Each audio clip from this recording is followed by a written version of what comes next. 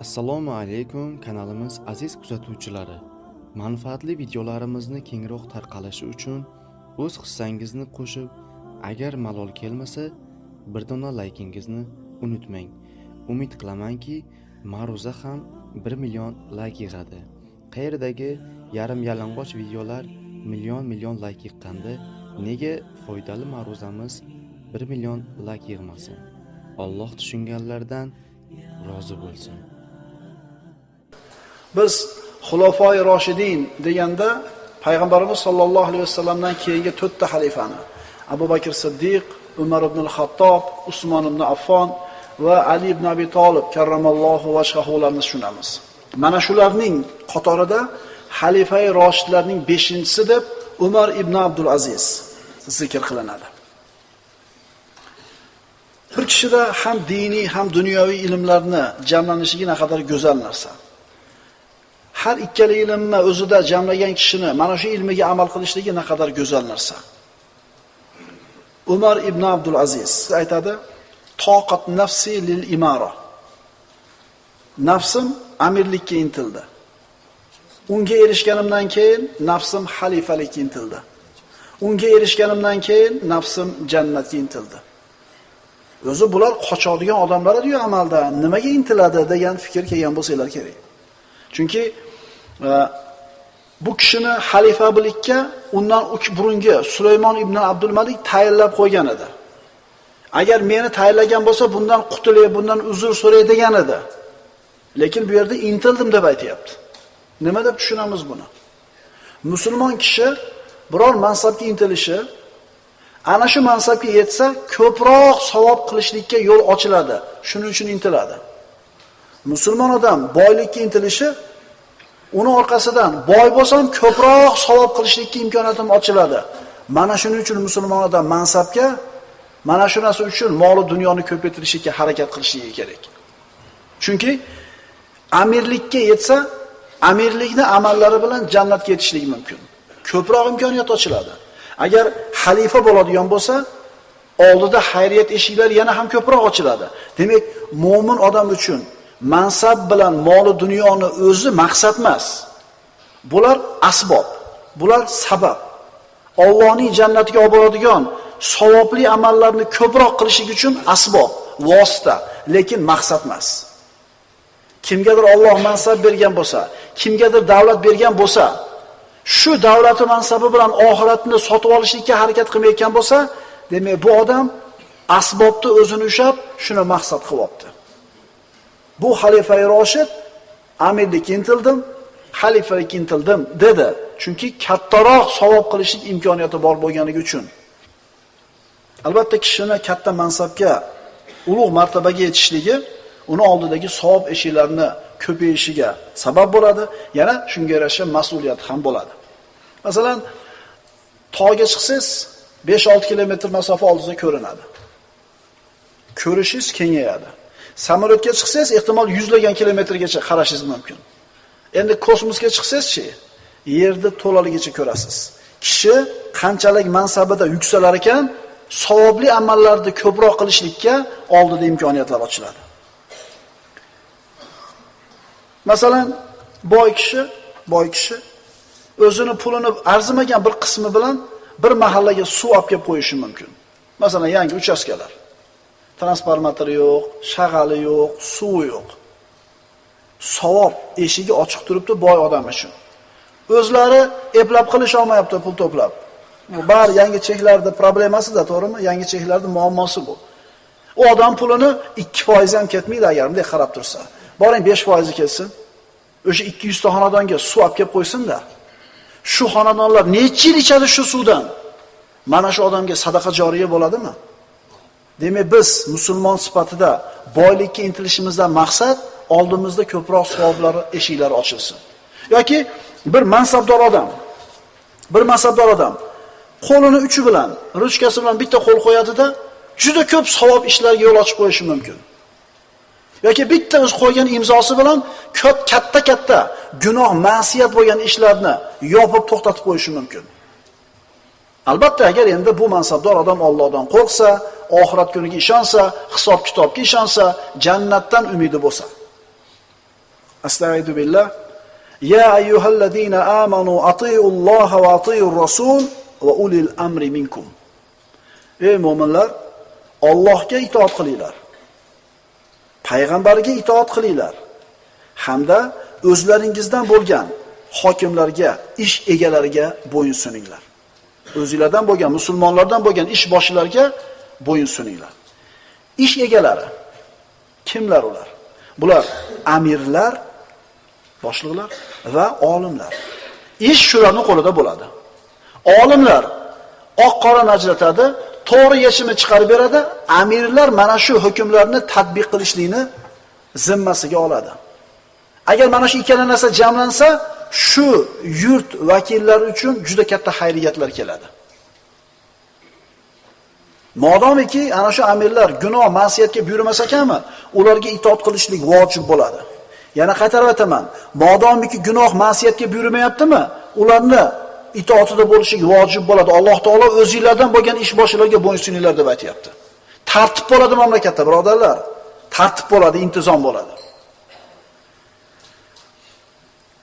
Din ishlarida bir natijaga erishilsa, bu katta narsa. Masalan, Qur'on yodladi. Bu mana shu narsani o'zi natija.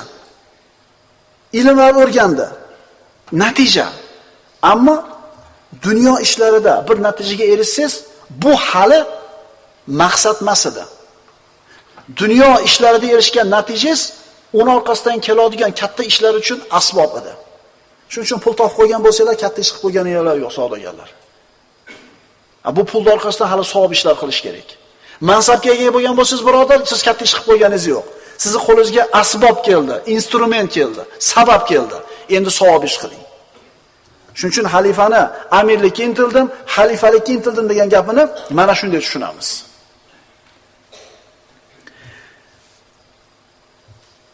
Ilm egasi bo'lgan odam minglagan zalolatga ketgan kishilarni haqqa chaqirishi mumkin. Ega bo'lingan boylik bilan juda ko'p muhtojlarni, ehtiyojlarini qondirishi mumkin. Kuch-quvvat bilan, mansab bilan mazlumlarning haqlarini undirib berishlik mumkin. Demak, bularning bari biz uchun Allohning roziligiga olib boradigan asbob, sabab xolos. Xalifa-i Roshid, zohid, olim, obid Umar ibn Abdul Aziz haqidagi so'z mushki ambarning hididan ko'ra xushbo'yroq. Bog'iga kirib eng chiroyli gullarni uzishlikdan ko'ra u kishi haqida so'z yuritishlik maroqli, birodarlar. Mana tobiinlarning hayotidan bir qanchasini o'qidik. Bu kishining hayotiga alohida e'tibor berishimiz kerak. Har bitta tobiini o'zicha bir go'zal hayoti, lekin bu kishiniki o'zgacha. Chunki xalifa-i roshidlarning 5-chisi deyilyaptimi? Demak, bejiz bunday deyilmagan. Keling, mana shu bir ulug' tobiinning hayotidan bir qancha lavhalarni ko'rib chiqamiz. Abu Hazm, Salama ibn Dinorning hikoyasi. Bu kishi haqida ham dars qildik-a? Abu Hazmning Sulaymon ibn Abdul Malik bilan bo'lgan savol-javoblari. Hech kimning tiliga hikmat Abu Hazmning og'ziga yaqin bo'lgancha yaqin bo'lmadi degan edi muorrixlar. Madinaning olimi, oqsoqoli, qozisi Salamat ibn Dinor, Abu Hazm. U aytadi, xalifa Umar ibn Abdul Azizni huzuriga keldim. Yoshim ulg'ayib qolgan edi. Ko'rishmaganimizga ancha bo'lgan edi xalifa bilan. Uni bordim, uydan topdim, ammo tanimadim dedi. Vali bo'lib turgan paytdagi ahvolidan ancha o'zgarib, yudab ketgan edi. Qarab tanimadim. Meni ko'rib aytdi: "Beri keling ey Abu Hazm, beri keling." Yaqinroq borib turib, "Siz Amirul Mu'minin Umar ibn Abdul Azizmisiz?" "Ha" dedi. "Sizga nima bo'ldi? Hayotingiz zo'r edi. Chiroyli odam edingiz. Nima bo'ldi sizga? Nimaga bu kishi bunday yudab ketdi, o'zgarib ketdi? Sizga nima bo'ldi? Axir hayotingiz yaxshi, yuzingiz chiroyli, terilaringiz tekis edi, tirishmas edi." O aytdi, "Ha, men Umar ibn Abdul Azizman" dedi. "Ha, men xalifaman" dedi. Bir kuni Umar ibn Abdul Aziz uyda yig'lab o'tirganida, jang namozi ustida xotini ko'rib qolib, "Nima yig'layapsiz?" dedi. Indamadi. Xalifa bo'lgandan keyin yana so'radi, indamadi. Xullas, so'rab turib olganidan keyin javob berdi. Xotiniga qarab, "Ey falonchi" dedi ayoliga. Alloh bu ummatning ishini meni yelkamga yuklab qo'ydi. Ularni och faqiri, adashgan yo'lovchisi, qahr ko'rgani, qarilari, bolasi ko'p bo'lib turib pul topolmayotganlarga qaradimda, Allohning oldida nima deb javob beraman ular haqida degan g'am yig'latdi meni deydi. Bu mansabga o'tirganlar, birodarlar, bu mansabchi, bu musibat bu. Falonchi falon mansabda ishlaydi desa, "Ha" deymiz, o'ylab ham ko'rmaymiz. Bu falon mansabda o'tirgan odamning mas'uliyati ham falonchi bo'ladi. Qiyomatga borganda bitta odam ikkita odam ustida qozi bo'lganiga pushaymon yeydi. Endi rahbar bo'lgan, davlatda boshlig'i bo'lgan odam, bilasizmi, butun ummat haqida javob beradi. Shuning uchun Umar ibn Abdul Aziz aytayaptiki, yetim yesir bor, musofir adashganlari bor, bola chaqasi ko'p, puli yo'q odamlar bor. Bular haqida o'ylab, Alloh mendan so'rashini fikr qilib, payg'ambar mendan so'rashini fikr qilib, shu narsa meni yig'latyapti dedi. Albatta birodarlar, bu ulug' tashvish, ulug' xavotir, ulug' qayg'u. Ummatning g'ami, qiyomatda Allohning oldida turib javob berishlik g'ami. Kim o'ylayapti hozir shu narsani? Birodarlar, falonchini falon mansabda ishlaydi degan paytimizda maqtovga o'xshaydi bu gap. Lekin aslida bu mas'uliyat emasmi? Waqifuhum innahum mas'ulun. Alloh taolo qiyomatda to'xtatib turinglar ularni deydi. To'xtatib turinglar. Ular hali so'roq savol qilinadi ular. Ana shu kunda musulmon odam mansab egasi bo'lmaganiga quvonadi. Ana shu kunda qo'lida dunyosi katta bo'lmaganiga xursand bo'ladi. Ana shu kunda mansabdor odam pushaymon yeydi mansabdor bo'lganiga. Ana shu kunda boy badavlat odam agar xayr saxovat qilmagan bo'lsa moli bilan, boy bo'lganiga pushaymon yeydi. Salomat ibn Dinor aytdi. Siz xalifa bo'lib, oq sariqqa ega bo'lganingizdan keyin, ya'ni oltin kumush sizni qo'lingizda bo'lgandan keyin holatingizni nima o'zgartirib yubordi dedi. Xalifa aytdi: "Ey Abu Hazm, nima o'zgaribdi bu endi? Nima o'zgaribdi? Ozib to'zib ketibsiz. Yuzlaringiz tirish bo'libdi, yuzingiz sarg'ayibdi, ko'zingizning nuri so'nibdi. O'zgarib ketibsiz." Xalifa yig'ladi. Salomat ibn Dinorning so'zini eshitib, Abu Hazmning so'zini eshitib yig'ladi. Keyin aytdi: "Ey Abu Hazm, agar meni qabrga qo'yishganidan keyin 3 kun o'tib shu holatimni ko'rsangiz qanday bo'lar edi? Ikki ko'zim yuzimga oqib tushgan, qornim ishib, yorilib ketgan, tanamda qurt qumusqalar yayrab yeb yursa, ey Abu Hazm, mana shu holatda meni ko'rsangiz, bugungidan ko'ra ko'proq hayron bo'lgan bo'lardingiz. Bu tuproq ne sulton, ne jahongirlarni yeydi. Suyaginidan, go'shini yog'idan, terisini sochidan ajratib, parcha-parcha qilib tuproqqa aylantirib tashadi. Bu tuproqda kimlar yotibdi deysizlar, birodarlar? Kunini zo'rg'a o'tkazgan, bir kun yeb, bir kun yemay qiylangan, och qolgan kambag'allar ham o'tdi. Zulm ko'rgan, mazlum bo'lgan, nochor, notavon odamlar ham o'tdi. Odamlarning haqlarini yeb zolimlik qilgan amaldorlar ham o'tdi. Hamma o'tdi. Bu kishi shuni o'ylab turib yig'layapti. Bir kun biz ham qabrga kirishimiz bor. Allohni tanigan, uni toatida turgan, oqil, xushyor, dunyoni nima ekanligini tushunib yetgan, shubhasiz bir kun boshiga keladigan kunga tayyorgarlik ko'rgan odam mana shu odamga havas qilsa bo'ladi. G'aflatda qolganda emas.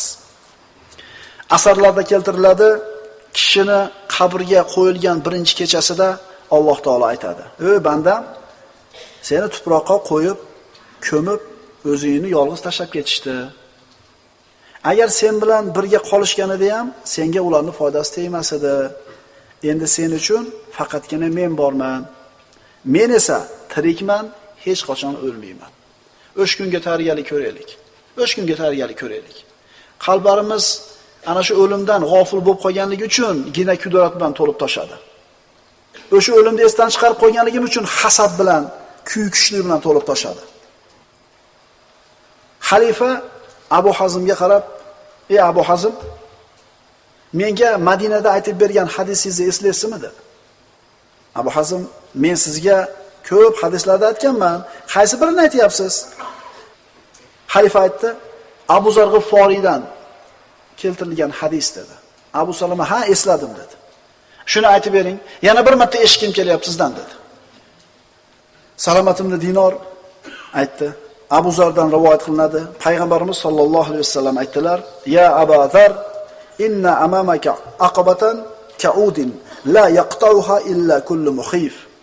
Ya Abu Zar, albatta oldingizda halok qilguvchi bir to'siq bor. Faqatgina qo'rqan bandalar u to'siqdan o'ta oladi. Salomat ibn Dinor aytadi, hadisni aytib berganimdan keyin Umar ibn Abdul Aziz qattiq yig'ladi. O'ti yorilib ketmasin deb qo'rqdim.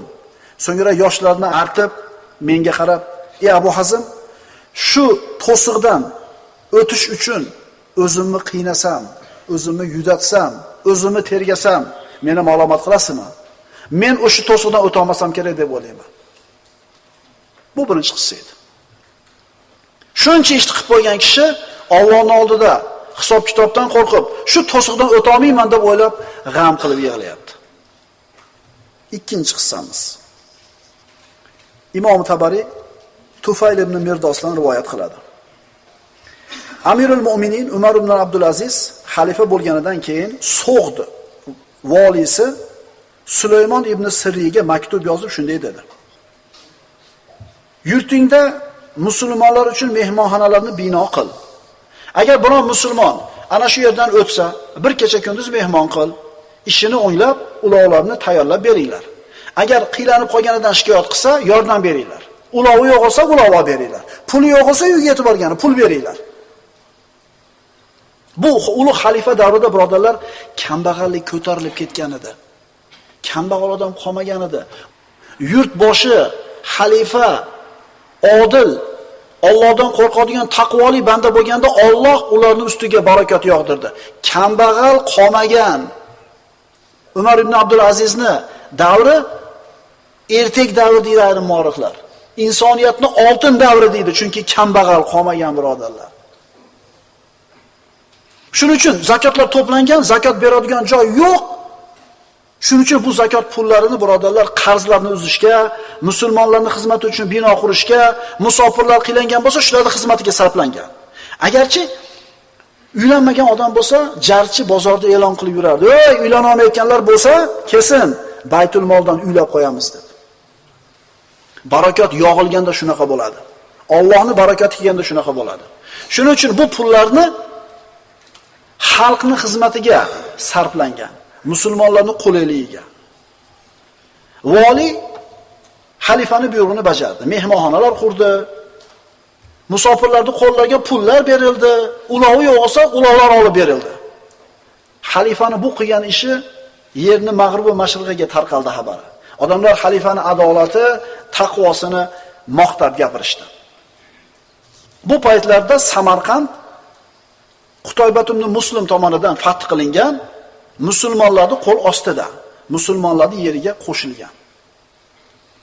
Samarqand ahlidan bo'lgan bir jamoa ana shu So'g'ning valisi Sulaymonning oldiga kirib aytishdiki, "Istaylar tarixda bo'lganmikin shunga o'xshagan narsa va aqlilar olarmikin bunga o'xshagan narsani?"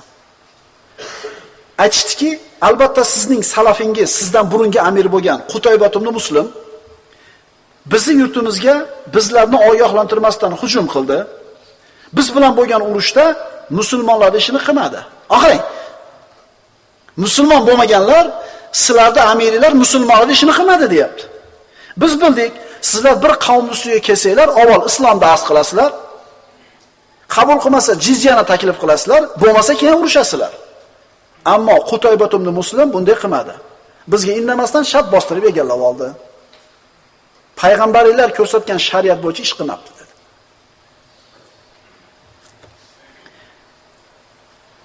Samarqand ahli bilishdi musulmonlarni jihoda qanday bo'lishligini.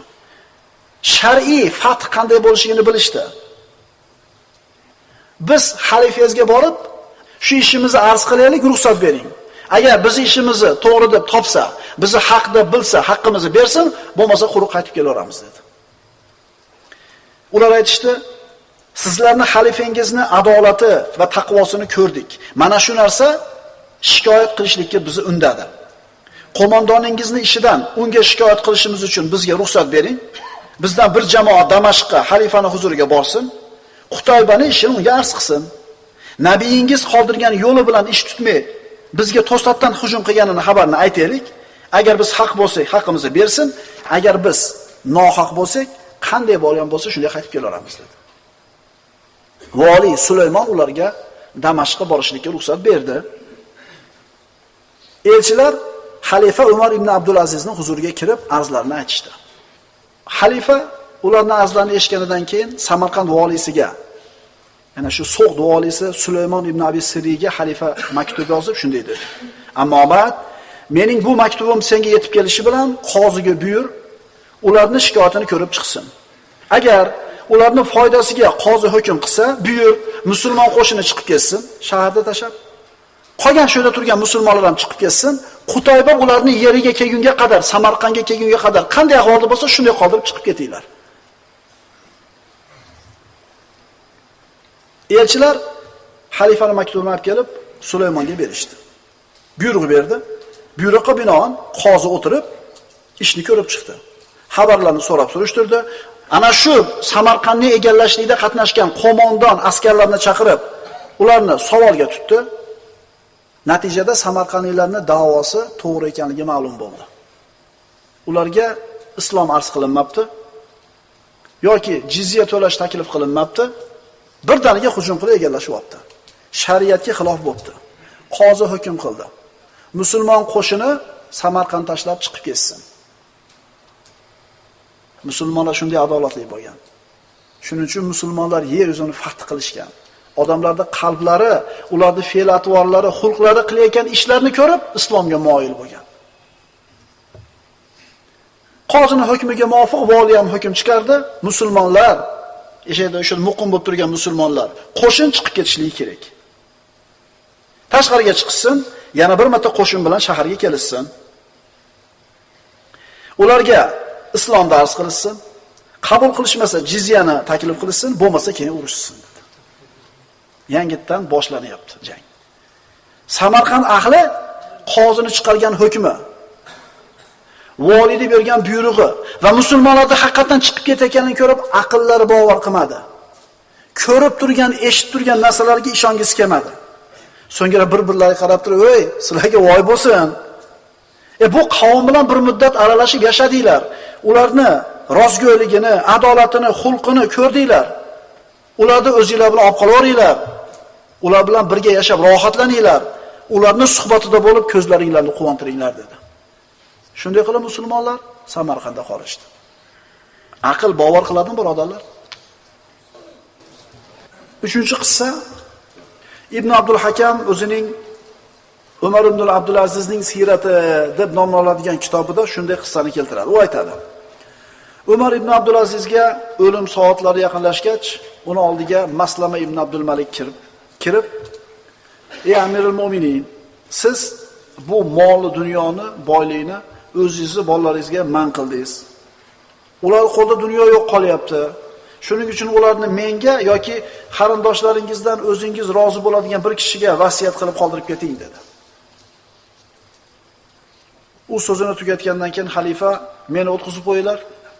O'tkazib qo'yishdi. Xalifa unga qarab: "Ey Maslama, seni so'zingni eshitdim. Seni, ey Amirul Mu'minin, bu molni farzandlaringizdan man qildingiz degan so'zingga kelsak, vallohi men ularni haqqini ulardan man qilmadim. Va ularniki bo'lmagan narsani ham ularga bermayman. Ularni menga yoki birorta bir qarindoshingizga topshirib keting degan so'zingga kelsak, albatta mening vasiyim haq bilan kitobni nozil qilgan Alloh azza va jalladir. Bas uning o'zi solih bandalarning ishini o'ylaydi. Bilginki ey Maslama, mening bolalarim 2 kishining biri.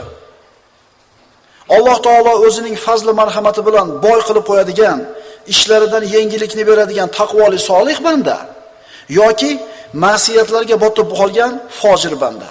Agar meni farzandlarim fojir bo'ladigan bo'lsa, ularga ma'siyat qilishligiga qo'liga dunyoni berib yordam bermayman dedi.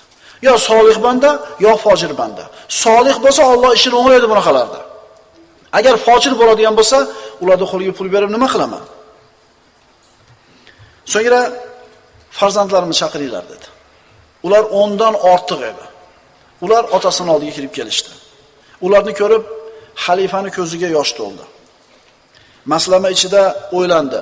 Xalifa bu bolalariga hech narsa qoldirmay ketyapti-da. Hech narsasiz qolyapti-da bular. Xalifa jim turib yig'ladi. So'ngra bolalariga qarab, "Ey bolalarim, men sizlarga juda ko'p xayriyatni qoldirdim. Musulmonmi, ahli zimmami, mendan keyin qaysi bir odamni oldidan o'tmanglar, ular sizlarni ko'rib turib, o'zlarining ustida sizlarning haqqingiz borligini bilishadi" dedi. Ya'ni bu yaxshi xotira qoldiryapman deyapti.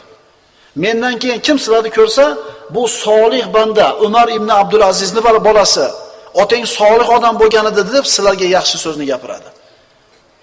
Xalifa aytdi: "Ey bolalarim, oldinglarda ikkita yo'l turibdi. Bittasi boy, badavlat bo'lasizlar, ammo otanglar jahannamga qulaydi. Ikkinchisi, faqir bo'lishga rozi bo'lasizlar, otanglar jannatga kiradi. Otanglarni jahannamdan qutqarishni moli davlatdan afzal deb bilasizlar deb o'ylayman" dedi.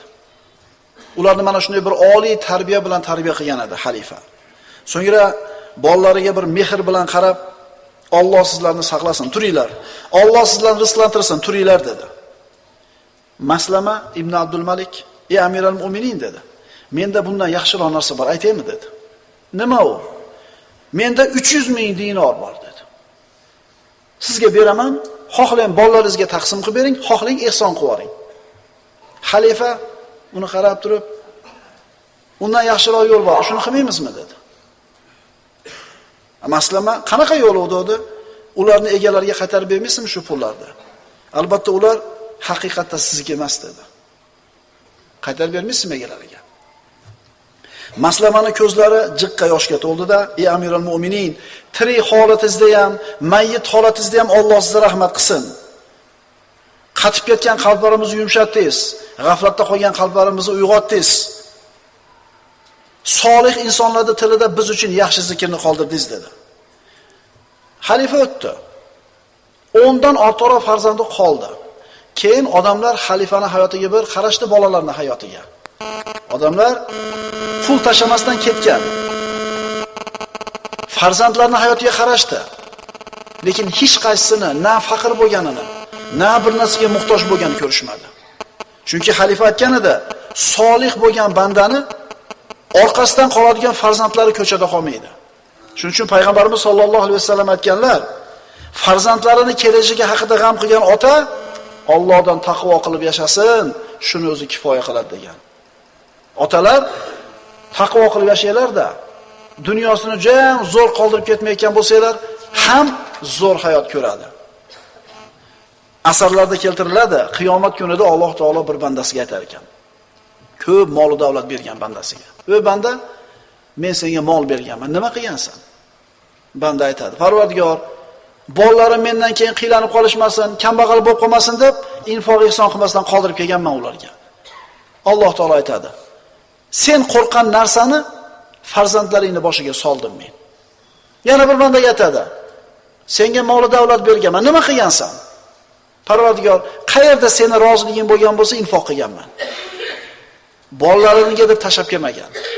Ha, bolalarda haqqi, meros oladi, lekin bolalarimga qolsin deb turib, umuman o'zini oxiratiga sarf qilmayotgan odam kuyayotgan odam bo'ladi. Gunohlarni olib keladi oxiratga, lekin foydasini bolalari ko'radi. Javob beradi o'zi, lekin oxiratiga o'tkazmagan bo'ladi. "Ey banda", dedi Alloh taolo ikkinchisiga, "sendan keyin bolalaringni saqlovchi o'zimman" dedi. "Val yaxshallazina law taraku min khalfihim zurriyatan dhi'afan khafu alayhim falyattaqulloh." Kim o'zidan keyin deyapti Alloh, mayda zaif bolalarni tashab ketayotgan bo'lsa va ular haqida xavotir olayotgan bo'lsa, bitta ish qilsin. Qo'rqib yashasin. Dunyodan chiqib ketyapti, bolam, senga men rizqimda yo'q ekan, unaqa katta dunyoni qoldira olmadim. Lekin Allohdan qo'rqib yashadim. Kam bo'lmaysan. Yoki men o'tib ketgandan keyin meni deb hijolat bo'lmaysan ko'chada. Demak, bolalarning kelajagi kishining istiqomatiga bog'liq. Ehtimol millionlagan pul qoldirar biroq. Ammo Alloh olib qo'yishni xolasa bir kunda olib qo'yadi. Qimorga beradimi, prosentga beradimi, lopatadi yo'qoldi ketdi. Ammo taqvo qilib yashagan bo'lsa, Alloh kafilligiga olyapti farzandlarni. Qo'rqmaylik nima bo'lar ekan kelajagi bolalarimiz deb. Allohdan qo'rqib yashaylik. Bu tobiinlar avlodini payg'ambarimiz sollallohu alayhi vasallam maqtaganlar. Ularni hayotidan birodarlar ibrat olishimiz lozim bo'ladi. Payg'ambarimiz aytganlar: "Xoyrun nasi qarni, thumma alladina yalunahum, thumma alladina yalunahum." Odamlarning yaxshirog'i mening asrimdagi kishilar. So'ngra undan keyingi keladigan asrdagi kishilar. So'ngra undan keyingi asrda keladigan kishilar. Thumma yaji'ul aqwamun tasbiqu shahadatu ahadihim bi yaminahu va yaminuhu shahadatuhu. Ulardan keyin shunday qavmlar keladi. Shahodati ularni qasamidan o'zib ketadi, qasami esa shahodatidan o'zib ketadigan qavmlar kelishadi. Ulardan keyingi odamlar endi boshqa odamlar. Bu tobiinlar payg'ambarimiz sollallohu alayhi vasallam maqtagan avlod vakillari. Ikkinchi darsimiz. Bir kishi vafot etdi. Janozasida turib u odam haqida yaxshi gap gapiriladi. Nimasi gapiriladi shu janozaning ustida? Nechta hovlisi borligi gapiriladimi? Yo'q. Nechta mashina minganichi? Qancha pul topganichi? Qaranglarda nimasi zikr qilinadi janozasining ustida? Qilgan solih amallari, eliga, yurtiga, ummatga keltirgan foydasi o'sha yerda aytar ekan odamlar bizni qadrimizni. Ammo odam o'ldi, nimasini aytasan? Nimasini aytadi? Hech narsasi yo'q edi. Indamay ko'mib qo'yadi. Ammo fazilat egasi bo'lsa albatta aytilinadi. Solih farzandlar tarbiya qilgan edi, halol yashagan edi, 5 vaqt namozda edi, xalq xizmatida edi, qo'lidan kelgan yordamini berardi qo'ni-qo'shnisiga. Lekin qarang, hech qachon dunyosi gapirilmaydi. Bu odamning moncha puli bor edi, deyilmaydi. Shuning uchun ko'zimizni ochaylik. Umar ibn Abdulaziz o'lganiga 5-10 asr o'tib ketibdi. Lekin qaranglarda soatlab gapiryapmiz. Bu odamlarda hayotini tom-tom kitob qilib yozyapti. Har bitta qilgan ishini sharhlashyapti. Solih ishlarini eslayapti. Biz o'lgandan keyin bizni nimamiz eslashar ekan odamlar? Shoir Dukayn ibn Sa'd hikoya qiladi. Umar ibn Abdulaziz Madinada vali bo'lib turganida u bilan aloqam bor edi. Men she'r o'qib bir kuni uni maqtadim. U menga juda ham sifatli, qimmat 15 ta tuya berishni deydi, buyurdi deydi, hadiya qildi. Shoirlar madh qilib o'qib maqtagan amirlarni ular unga muruvvat ko'rsatgan.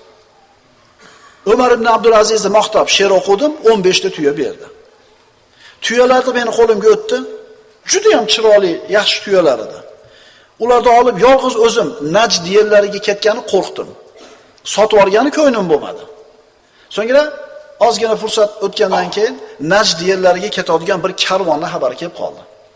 Borib ular bilan maslahatlashdim, ular meni birga olib ketadigan bo'lishdi. Bugun kechqurun yo'lga chiqamiz deyishdi. Men vali Umar ibn Abdulaziz bilan bu paytda vali bo'lgan. Xayrlashgani bordim. Kirsam, oldida men tanimagan ikkita odam o'tiribdi. Ular bilan gaplashgani o'tirib qaytmoqchi bo'lsam, meni ko'rdida, "Dukayn bu yoqqa kel" dedi. Kelganda aytdiki, "Dukayn" dedi. Men harakatchan, intiluvchan odamman. Agar hozirgi holatimdan kattaroq narsaga erishganligimni, hozirgi mansabimdan kattaroq mansabga erishganimni essang, meni oldimga kel. Sen uchun meni huzurimda yaxshilik bor dedi. Shu gapingizga bir guvoh qilib qo'ymaylikmi dedi. Alloh guvoh gapimga dedi. Odamlardan-chi dedi, mana ikkita odam dedi. Shunda Dukan aytadi, ana shu o'tirgan odamlardan bittasiga borib, "Ota-onam sizga fido bo'lsin. Siz kimsiz?" dedi. Dedi, u Solim ibn Abdulloh ibn Umar ibn al-Xattob dedi. Umar ibn al-Xattobning o'g'li Abdullohning o'g'li Solim edi. Valiga qarab, "Juda zo'r odamni guvoh qilibsiz" dedi. So'ngra ikkinchi odamga borib turib, "Siz ismingiz nima? Jonim fido bo'lsin sizga" dedi.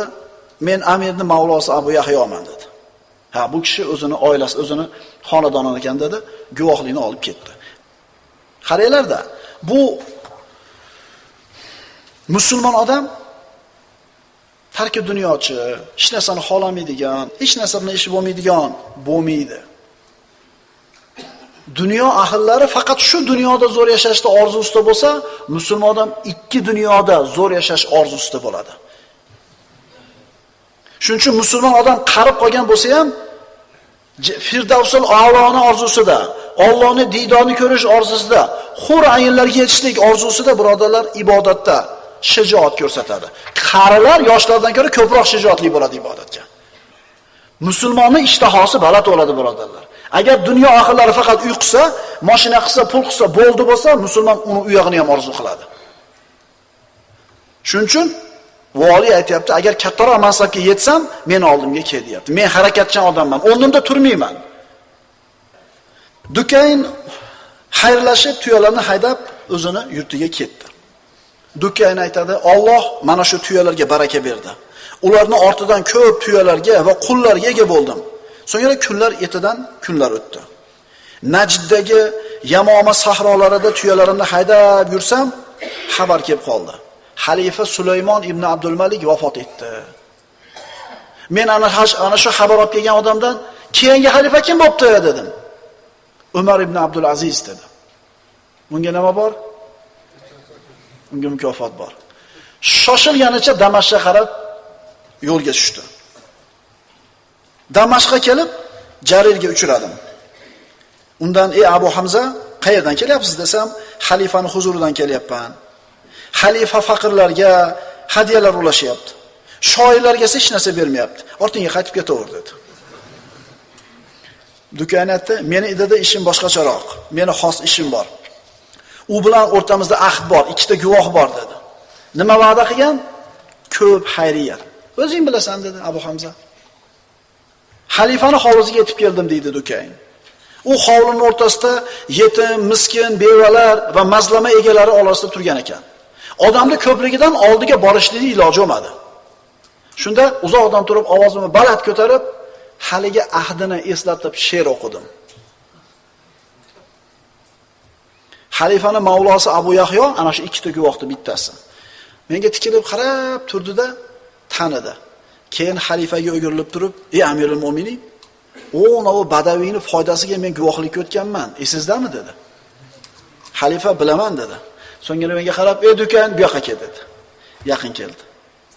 Kelganimda Madinada vali bo'lib turgan paytimda senga aytgan so'zim esingdami? Nafsim nimaga erishmasin, doim undan kattaroq narsaga intiladi. Agar bundan kattaroq mansabga o'tirsam, keyin meni oldimga senga bir muruvvat qilaman deganman. Esingdami? O'shuning uchun keldi-da. "Ha, Amirul Mo'minin, esimda" dedi. Xalifa aytdi, "Mana men dunyodagi eng katta narsa mulkka erishdim. Hozir esa nafsim undan kattaroq narsaga intilyapti. Jannatga intilyapti." Qarang, Umar ibn Abdul Aziz aytgan edi. Nafsim amirlikka intildi, yetdi. Keyin xalifalikka intildi, unga ham yetdi. Keyin nafsim jannatga intildi va aytgan edi.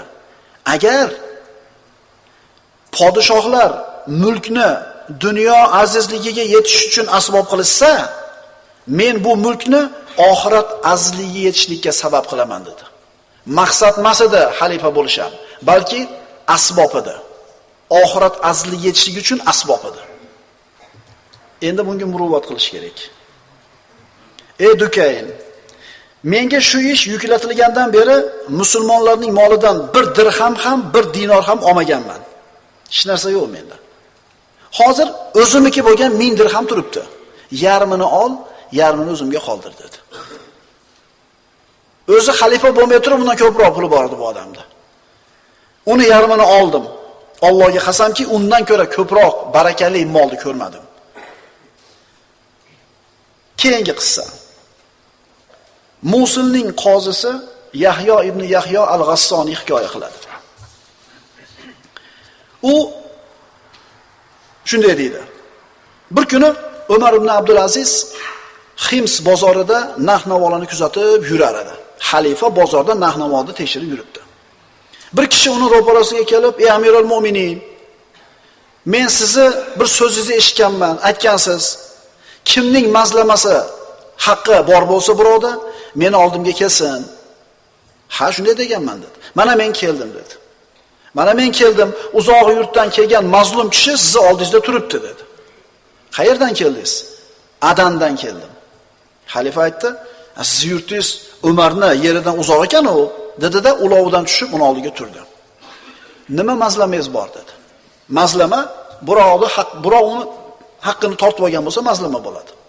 Kimdan zulm ko'rdingiz?" U kishi aytdi, "Sizni nomingizni ishga solib, bir kishi meni bog'imni tortib oldi."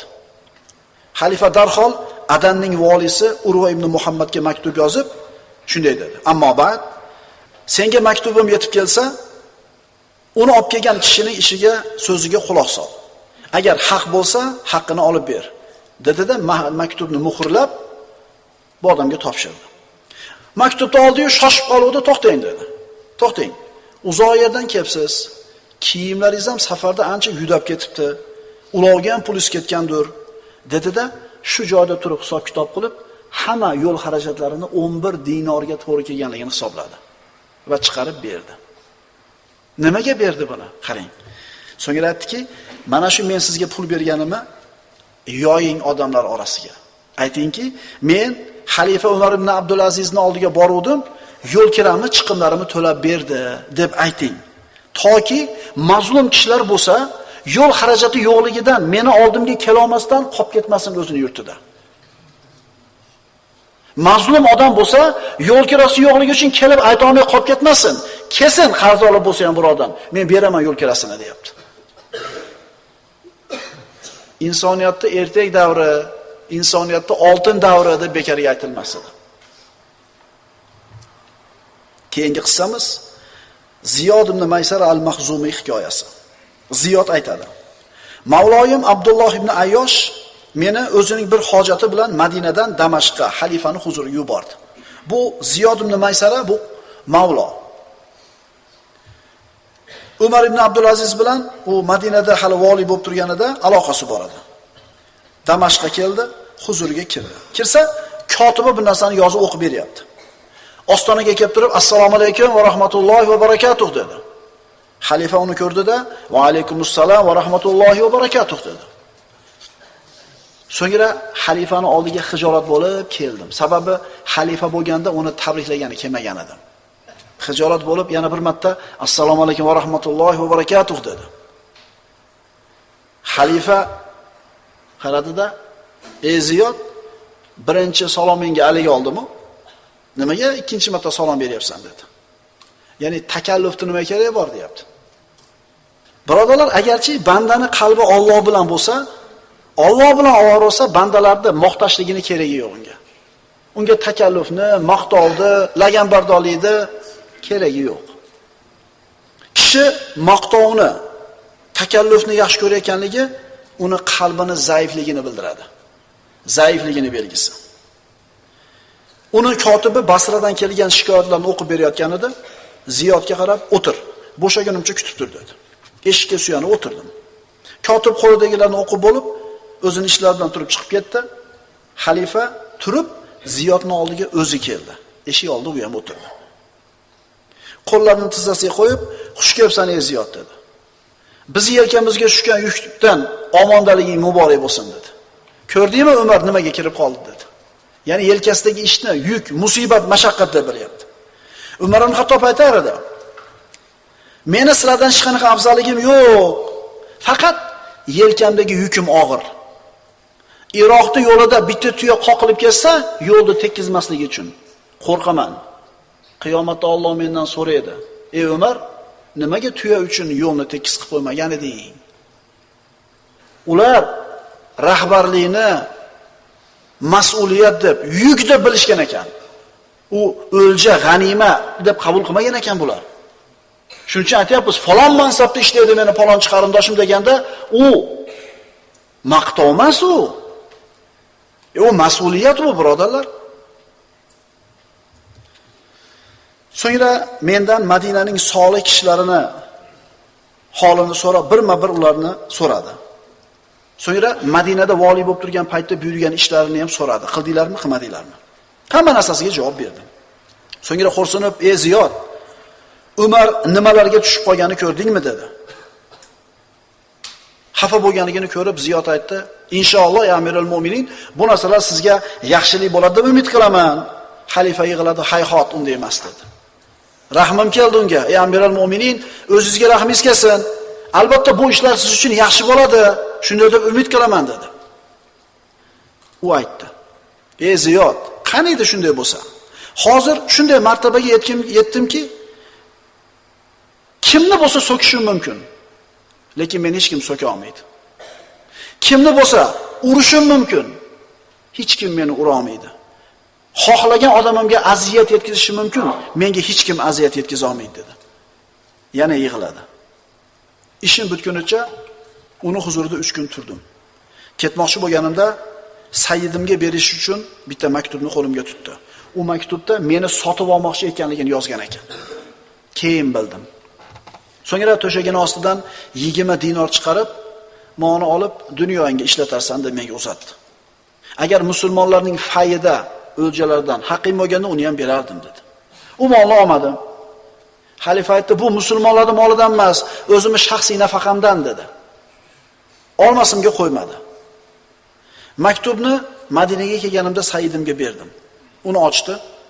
Sayyidim maktubni o'qib, "Seni unga sotishimni so'rabdi. Seni ozod qilmoqchi ekan, sotib olib. Men o'zim ozod qilib yuborsam bo'lmaydimi seni?" dedi-da, "Allohning roziligi uchun ozodsan" dedi. Birodarlar, agar odatda qilayotgan oddiy ishlarimiz, halol ishlarimiz, shariat man qilmagan ishlarimiz shariat doirasida bajarilsa, odatdagi ishlarimiz ibodatga o'tadi, niyat bilan. Bu qilayotgan ishingiz tijoratmi, sanoatmi, ustachilikmi, hunarmi, shariat buyurgan ish bo'lsin, shariat buyurgan daqa qilib qiling. Shariatdan man qilinmagan bo'lsin, shu ish ibodat bo'ladi. Shu ish bilan jannatga yetish mumkin. Alloh taoloning roziligiga olib boradigan yo'llar ko'p. Va man jahada fina lanahdiyannahum subulana. Kim biz yo'limizda jiddiy jahd qilsa, bizni rozi qiladigan yo'llarga uni hidoyat qilib qo'yamiz. Bu ulug' xalifa o'zining mansabini jannatga olib boruvchi amalga sababga aylantira oladi. Mana birodarlar, xalifa Umar ibn Abdul Azizning hayotidan bir necha lavhalarni o'qigan bo'ldik. Qanday xulosa olamiz? Musulmon odam oliy martabalarga albatta intiladi. Bu oliy martaba bilan uni maqsadi shu dunyoni o'zigina emas, undan oliyroq bo'lgan, afzalroq bo'lgan maqsad, oxirat diyorini istaydi.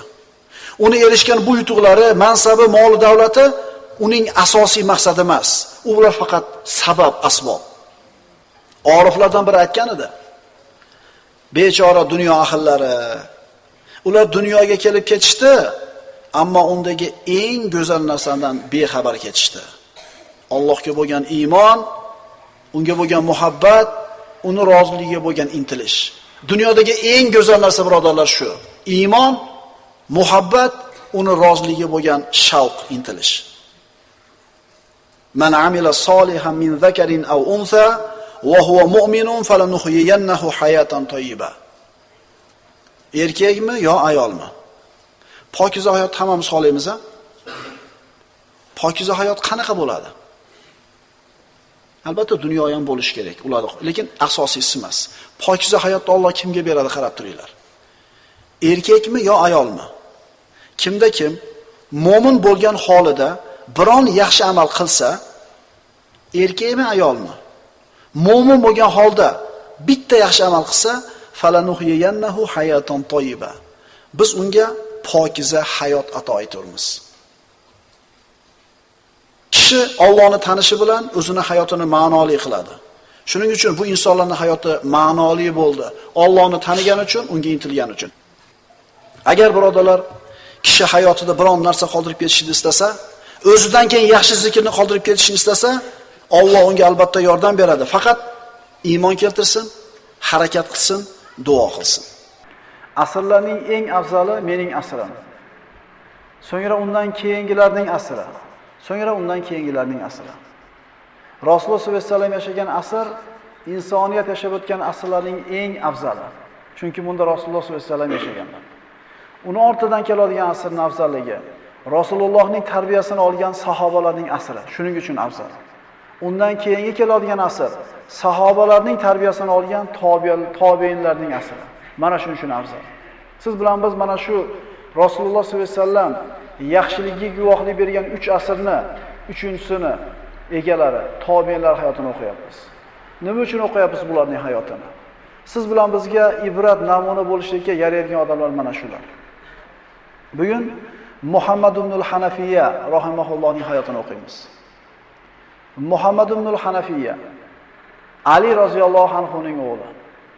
Siz bilan bizga mashhuri Hasan va Husayn roziyallohu anhuma jannat yigitlarining sayyidi bo'lgan Fatima Zahroning farzandlari, Ali roziyallohu anhuning farzandlari Hasan va Husayn haqida ko'p bilamiz. Lekin bu kishi haqida bilamizmi? Muhammad ibn al-Hanafiyya Ali roziyallohu anhudan zohidligi, ibodati, taqvosi, shijoatini boshqalardan ko'ra ko'proq o'ziga yuqtirgan, o'ziga ta'lim olgan kishi. Muhammad ibn al-Hanafiyya bilan uning inisi Hasan roziyallohu anhular o'rtasida ikkita aka-uka o'rtasida kelishmovchilik bo'lib qoldi. Arazlashib qoldi bir-biridan.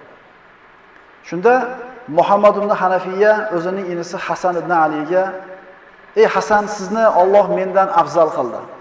Chunki siz Rasulullohning qizi Fatima Zahroning farzandisiz. Men esa Banu Hanifadan bo'lgan oddiy bir ayolning o'g'liman. Onangizning otasi Sofvatul Xalq Rasululloh sallallohu alayhi vasallam, lekin mening onamning otasi esa Ja'far ibn Qaysdir. Sizni mendan har tomonlama afzal qildi. Siz fazilatlisiz mendan ko'ra. Shuning uchun kelib mendan kechirim so'rang. Chunki shu kechirim so'rashlik fazli ham sizga o'tib kelsin. Mana shu masaladan siz mendan afzal bo'ling" dedi. Rasululloh sollallohu alayhi vasallam hadis bor. Musulmondan orozlashligi haqqi 3 kun. 3 kunli orozlashlik haqqi bor. Endi shu 3 kun o'tgandan keyin qaysinisi birinchi borib turib, birodariga qo'lini cho'zib turib, kechirim so'rar ekan yoki kechirar ekan, mana shu birinchi qo'l uzatgan odam ikkala odamdan afzali deyilgan. Inisi Hasanga mana shu fazilati ilinyaptiki, boshqa masalalardan mendan Alloh taolo sizni afzal qilgan. Endi birinchi marta kechirim so'rab kelishligi bilan fazilat bu ham sizga o'tsin dedi. Bunday bir aql, bunday axloq, farosat egasi Muhammad ibn al-Hanafiyya, Muhammad ibn Ali roziyallohu anhu rahimahulloh qanday inson edi. Kunlarda birida payg'ambarimiz sollallohu alayhi vasallamning kuyovlari Ali roziyallohu anhu payg'ambarimizdan shunday deb so'radi: "Ya Rasululloh, agar siz o'tib ketganingizdan keyin Alloh menga bir o'g'il farzand ato etsa, uni ismini Muhammad deb qo'yib, kunyasini Abul Qosim deb qo'ysam, ruxsat berasizmi?" deb so'radi. Ya'ni payg'ambarimiz sollallohu alayhi vasallamning kunyasi Abul Qosim hech kimga nisbat qilinmaydi, faqat payg'ambarimizga nisbat qilinadi. Lekin Rasulullohning ruxsatini olganidan keyin kunlar o'tdi. Rasululloh sollallohu alayhi vasallam Rafiqul A'loga safar qildi. Hech qancha vaqt o'tmadi, orqasidan qizlari Fatima Zahro ham vafot etdi. Ali roziyallohu anhu Fatima onamizni dafn qilganidan keyin Banu Hanifa urug'idan bo'lgan Ja'far ibn Qaysning qizi Havlaga uylandi. Va mana shu ayolidan o'g'il farzand ko'rdi, uni ismini Muhammad qo'ydi. Siz bilan biz bugun hayotini o'qiyotgan Muhammad ibn al-Hanafiyya, ya'ni Muhammad ibn Ali rahimahulloh mana shu kishi bo'ladi. Bu kishini o'zining asl ismi Muhammad ibn Ali bo'lganiga qaramasdan, Fatima Zahroning farzandidan tashqari farzand ekanligi bilinib turishligi uchun onasini urug'i Banu Hanifaga nisbatlab Muhammad ibn al-Hanafiyya deb nisbatlanadigan bo'ldi. Mana shu ismi bilan mashhur bo'ldi. Muhammad ibn al-Hanafiyya Abu Bakr Siddiq roziyallohu anhuning xilofatini oxirroqlarida dunyoga keldi. Otasi Ali roziyallohuning qo'ynida tarbiya topdi. Undan ibodatini, zohidligini oldi. Undan quvvatini, shijoatini meros oldi. Undan fasohat va balog'atni ta'lim oldi. Ali roziyallohu anhudan eng ko'p foydalangan kishilarning bittasi Muhammad ibn al-Hanafiyya rahimahulloh bo'ldi. U kishi tunlari rohibdek ibodatda, joy namozida kunni o'tkazar edi. Kunduzlari esa jang maydonida umrini o'tkazar edi. Ali roziyallohu anhu o'g'illari Hasan va Husaynni olib bormagan jang maydonlariga Muhammad ibn al-Hanafiyani olib borar edi. Juda bir xatarli o'rinlarda, tor holatlarga olib borar edi. Mana shu o'g'lini janglarga yetalab yurar edi. Shunda odamlar so'rashdi: "Ey Muhammad, nimaga otangiz, inilaringiz Hasan va Husaynni olib bormagan tang qiyin holatlarga sizni olib boradi?" Shunda Muhammad ibn Hanafiya shunday javob bergan edi: "Inilarim Hasan va Husayn otamning ikki ko'zidir. Men esa otamning ikki qo'liman. Otam ikki ko'zini ikki qo'li bilan himoyalayapti" derdi. Muaviyat ibn Abu Sufyon va Ali ibn Abi Talib o'rtasida bo'lgan Siffin ma'rakasida juda ko'p musulmonlar nobud bo'lishdi. Bu katta fitna bo'lgan edi. Usmon ibn Affon roziyallohu anhuni fitnasidan keyin Muaviyat ibn Abu Sufyon Usmonni o'ldirganlarni jazosini berishligini talab qilib, Ali ibn Abi Talib ustiga qo'shin bilan keldi. Va ikki ulug' sahoba o'rtasida fitna sodir bo'ldi. Muhammad ibn Hanafiya mana shu fitnada otasi Ali ibn Abi Talibning bayrog'ini ushlagan bayroqdor bo'lib chiqqan edi. Jang rasa avjiga chiqib, musulmonlar bir-birini qirib yo'q qilib olish yaqin bo'lgan paytda bir kishi nido qildi: "Ey musulmonlar, Allohdan qo'rqinglar, Allohdan qo'rqinglar ey musulmonlar. Ayollar va bolalar kimga qoladi? Din va or-nomusni kim himoya qiladi? Rumga, Daylamga qarshi kim kurashadi? Ey musulmonlar jamoati, Allohdan qo'rqinglar. Musulmonlar jamoati qirilib ketmanglar" deb nido qildi. Shunda jang to'xtadi. Odamlar mushafni ko'tardi, Allohning hukmi bilan hukm qilamiz deyishdi. Mana shu narsani guvohi bo'ldi Muhammad ibn al-Hanafiya. So'ngra qaytib musulmonlarga qarshi bo'ladigan jangda qatnashmaslikka o'ziga ahd berdi. Chunki musulmonga qilich ko'tarib kelgan edi. Rasululloh sollallohu alayhi vasallam aytganlar: "Izal taqa muslimani bisayfayhima fal-qatil wal-maqtul fin-nar." Ikkita musulmon bir-biriga qilichini ko'tarib kelsa, o'ldirgan ham o'lgan ham do'zaxda degan. Mana shu Siffin ma'rakasidan keyin qayta musulmonlarda o'rtasida fitna bo'lsa, musulmonga qarshi qilich ko'tarmayman deb o'ziga ahd berdi. Keyinchalik Ali ibn Abi Talib roziyallohu anhu fosiq, zolim bo'lgan Abdurrahmon ibn Muljamning qo'lidan shahid bo'ldi. Hamda musulmonlarning ishi Muaviyat ibn Abu Sufyonning qo'liga o'tdi. Musulmonlar o'zlariga Muaviyat ibn Abu Sufyonni amir qilib saylashdi. Shunday bo'lganidan keyin boshqa musulmonlar qatori Muhammad ibn al-Hanafiya ham Muaviyat ibn Abu Sufyonga bay'at berdi. Muaviyat ibn Abu Sufyon bu kishini bay'atini sodiqligida, niyatini to'g'riligida shubha qilmadi. Qalbi taskin topdi, xotirjam bo'ldi. Muaviyat ibn Abu Sufyonni huzurida Muhammad ibn al-Hanafiya nihoyatda bir hurmatli kishilardan edi. Bir necha marta ziyoratiga borar edi. Ana shu davrda Muaviyat ibn Abu Sufyon musulmonlarning amirul mu'minin bo'lib turganda Rum podshohlaridan maktub keldi. Maktubda shunday deyilardi: "Bizning yurtimizdagi podshohlar bir-birlari bilan musobaqa qilishlik uchun o'zining yurtidagi ajoyib narsalar bilan musobaqa o'ynashadi. Agar ruxsat bersangiz, siz bilan mening o'rtamda ham shunday musobaqa bo'lsin." Ya'ni har bitta mamlakatning podshosi ikkinchi mamlakatga o'zidagi bir ajoyib bir ishlar, ajoyib bir narsalarni jo'natardi-da, sizlarning yurtingizda shunaqa odam yoki shunaqa narsa bormi deb musobaqa bo'lar edi. Endi Rumni podshohlaridan shunday kelyaptiki, agar ruxsat bersangiz, siz bilan ham mana shunaqa ishlarda o'rtamizda musobaqa bo'lsin dedi. Muaviyat ibn Abu Sufyon rozi bo'ldi. Rumni podshohi ikkita odamni jo'natdi Muaviyat ibn Abu Sufyon oldiga. Bittasi haddan tashqari bo'y baland edi, uzun odam edi. Ikkinchisi nihoyatda quvvatli kishi edi. Ya'ni Muaviyat ibn Abu Sufyonga bu kishi keldi, "Sizlarning yurtingizda mana bu odamdan uzunroq bormi odam? Hamda mana bu kishidan ko'ra quvvatlirog'i bormi?" Muaviyat ibn Abu Sufyon hali uzun odamga qarab turib, haqiqatan uzun edi bo'yi.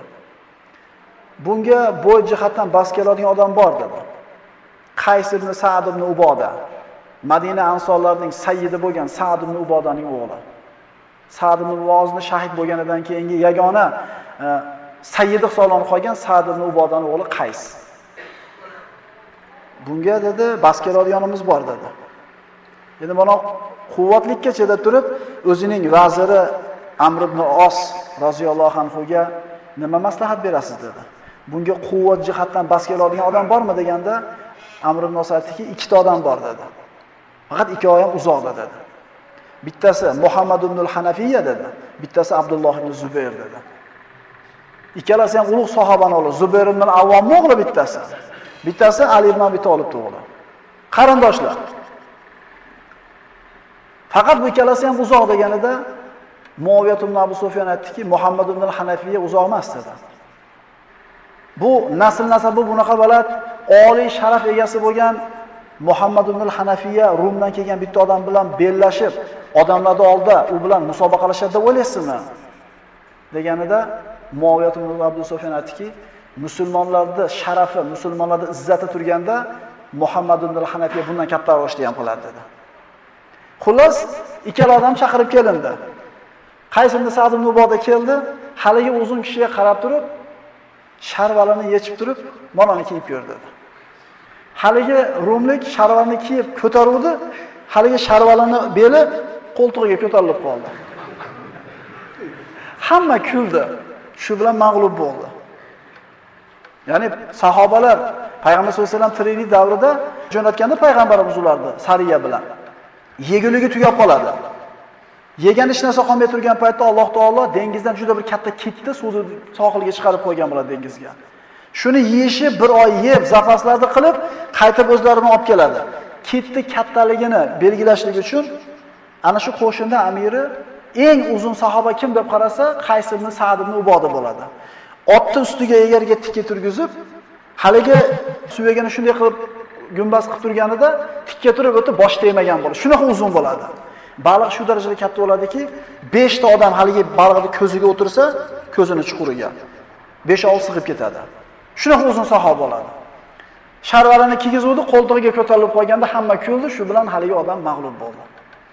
Endi haligi pahlavonni yengish kerak. Muhammad ibn al-Hanafiya keldida haligi rumlikka qarab turib, tarjimonga aytdi. Ayting, xohlasa o'tirsin yerga dedi. Qo'lini menga bersin, men uni turgizaman dedi. Xohlasa o'tirsin, men o'tiraman, meni turgizsin dedi. Rumlik o'tirishni ixtiyor qildi. Hali pahlavon rumlik o'tirganida Muhammad ibn al-Hanafiya shunday o'shada bir siltab tikka qilib qo'ydi. Haligi rumlikda bir hamiyat qo'zib ketdi. Endi bu o'tirsin dedi. O'tirganida Muhammad ibn al-Hanafiyani ko'taraman deb shunday kuchanganida Muhammad ibn al-Hanafiya bir siltidida qo'lini chiqargida qilib yerga o'tkazib qo'ydi. Ikkala holatda ham mag'lub bo'ldi. Haligi ikkala kishi mag'lub bo'lgan holda qaytib yana Rumga ketishdi. So'ngra kunlar o'tdi. Muaviya ibn Abu Sufyon, uni o'g'li Yazid hamda Marvon ibn hakamlar vafot qilishdi. Ulardan keyin Banu Umayyaning xalifalaridan Abdul Malik ibn Marvon musulmonlar ustida amir bo'ldi. Bu vaqtda Shom ahli Abdul Malik ibn Marvonga bay'at bergan, Hijoz ahli, Iroq ahli esa Abdulloh ibn Zubayrga bay'at bergan edi. Yana musulmonlarda quvvat ikkiga bo'lindi. Yana musulmon o'rtasida talash-tortishlik paydo bo'ldi. Har bitta jamoa o'zini amirini amirlikka loyiq deb bilar edi. Hamda narigi jamoa odamlarini bu odamga bay'at bersin deb talab qilar edi. Yana musulmon o'rtasida bo'linishlik paydo bo'ldi. Shunda Abdulloh ibn Zubayr Hijozda turgan Muhammad ibn al-Hanafiyaga, u kishi Abdulloh ibn Zubayrga ergashsa, uning orqasidan bir dunyo odam berchiydi. Muhammad ibn al-Hanafiyadan Abdulloh bay'at berasiz menga deb talab qildi. Lekin keyinchalik musulmonlarni qonuni to'kishlikka majbur qiladigan bu bay'atga bay'at bermadi. Chunki Siffinda bo'lgan ish hali esida turgan edi Ibn Hanafiyani. Chunki musulmonlar bir-birlarini qirib yubormanglar. Musulmonlar islomning himoyasi, obro'ning himoyasi, ayollar, bolalar kimga qoladi? Bir-birlarini himoya qilinglar, bir-birlarini o'ldirmanglar degan qichqiriq hali esida turgan edi. Shuning uchun itoat qilishidan boshladi. Chunki itoat qilsa, qarshi urushlikka to'g'ri keladi. Abdulloh ibn Zubayr Muhammad ibn al-Hanafiyani o'zini tomog'iga og'dirishlik uchun hali yaxshi gapirib, muloyim bo'lib ko'rar edi. Hali qattiq gapirib, orozlab olar edi. Xullas, har qancha urinmasin, Muhammad ibn al-Hanafiya ikkala tomonga ham yon bosmasdan xolis turishiga davom etdi. Chunki aytdik, u kishi ergashadigan bo'lsa, orqasidan juda ko'p odam ergashar edi. Muhammad ibn al-Hanafiyani xolis turganligini ko'rgan, uni mavqifini to'g'ri deb bilgan odamlarning soni 7000 taga yetdi. 7000 ta odam u tomonga ham, bu tomonga ham ergashmasdan xolis turishdi. Muhammad ibn al-Hanafiyaga ergashganlarda sonini ko'paygani ko'rgan Abdulloh ibn Zubayrni gina kudrat ortardi. Chunki shuncha odam ergashmasdan turishibdi. Shunda Banu Hoshimdan bo'lgan kishilarni Makka sha'biga chiqishlikka buyurdi. Ularni uylariga kirgizdi hamda uylarini eshigini taglarga o'tinlarni to'plab, Abdulloh ibn Zubayr, agar menga bay'at bermasanglar, kuydirib tashlayman Ahmad o't bilan dedi. Shu darajaga yetib bordi. Shunda Muhammad ibn al-Hanafiyaga ergashgan kishilar aytishdiki, ruxsat bering, biz Abdulloh ibn Zubayrni o'zimiz qatl qilib, odamlarni fitnadan ozod qilaylik dedi. Shunda Muhammad ibn al-Hanafiya o'zi mana shu fitnaga qatnashmaylik deb o'zi xolis turgan bo'lsak, endi Ibn Zubayrni qatl qilib fitnani o'zingizlar boshlab berasizlarmi? Allohga qasam, Rasulullohning sahobasini o'g'lini o'ldirib, Alloh va Rasulini g'azablantiradigan ish qilmaymiz dedi. Bu tomonda turgan Muaviyat ibn Abu Sufyon fursatdan foydalanib qoldi. Xat yozdi. Hatto shunday deyilardi: bizga Ibn Zubayr sizga qilgan jafosini xabari keldi. Sizga, sizning birodarlaringizga, qarindosh o'g'llaringizga qilgan nohaq ishi xabari keldi. Siz uchun Shom o'lkalarining eshiklari ochiq. Sizga va hamrohlaringizga doim xursand bo'lamiz. Bizning o'lkalardagi xohlagan shaharga tushing. Qo'shnichiligimiz yaxshi bo'ladi. Sizning haqqingizni bilamiz, fazlingizni taqdirlaymiz. Bizning huzurimizga keling deb taklif qildi. Muhammad ibn Hanafiya va u bilan birga bo'lgan kishilar bu shahar Ublata deb nomlanardi ekan. Ana shu shaharga borib turdi. Haqiqatan Muaviyat ibn Abu Sufyon u kishini hurmatini joyiga qo'ydi. Yaxshi bir mehmon qildi, chiroyli muomalada bo'ldi. Ana shu joyda Muhammad ibn Hanafiya bir muddat yashadi. Mana aytdik, zohid edi, taqvodor edi, olim edi, bilimdon edi, shijoatli kishi edi. Odamlarni yaxshilikka bir yomonlikdan qaytardi. Bir odam ikkinchi odamga zulm qilishidan to'sdi. Shariat hukmlarini tatbiq bo'lishigini odamlarga da'vat qildi. Ana shu o'lkadagi odamlarda Muhammad ibn Hanafiyani ta'siriga kirib ketayotganini ko'rib turib, Abdul Malik ibn Marvonga bu holat og'ir bo'ldi. O'zini maslahatchilarini chaqirib maslahat so'raganida aytishdiki, bu odamning fe'lini ko'rib turibsiz. Agar sizga bay'at bermasa, biz yurtimizdan chiqib ketgani yaxshi dedi. Shunda Abdul Malik ibn Marvon xat yozdi. Siz bizning o'lkamizga keldingiz, xohlagan holatingizda yashadingiz.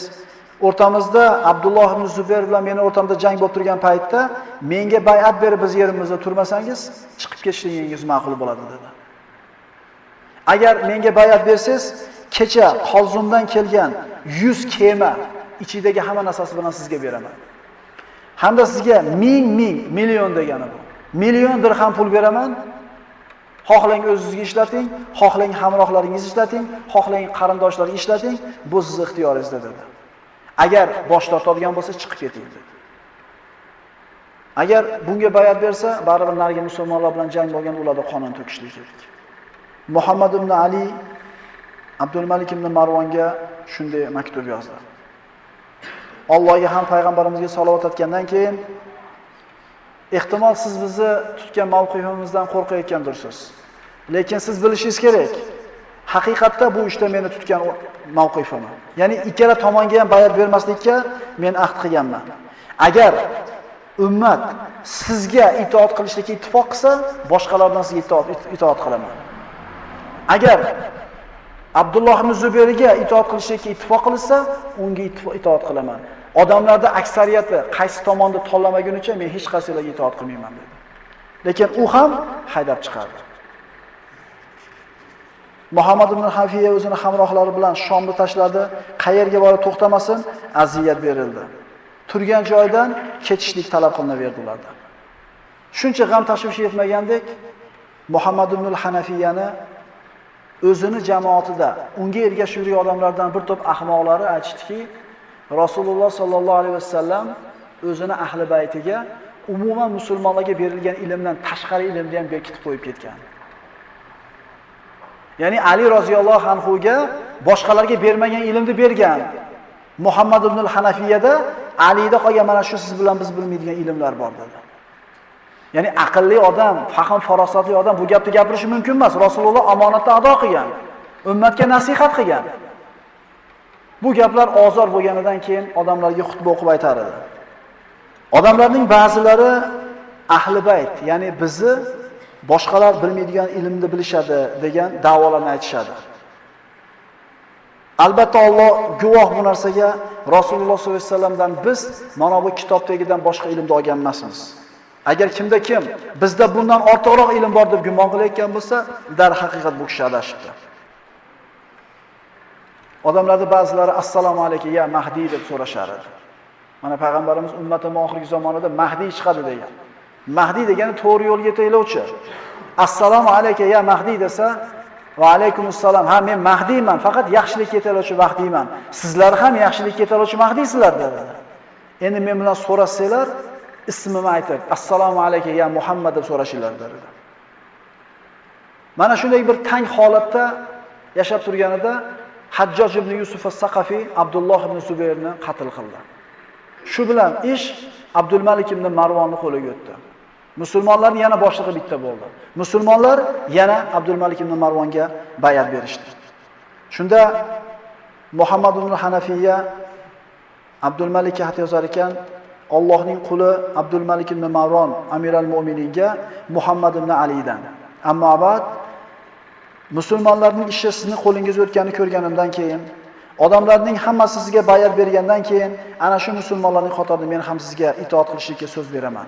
Hijozdagi valiyingizga siz uchun bay'at berdim dedi. Assalomu alaykum.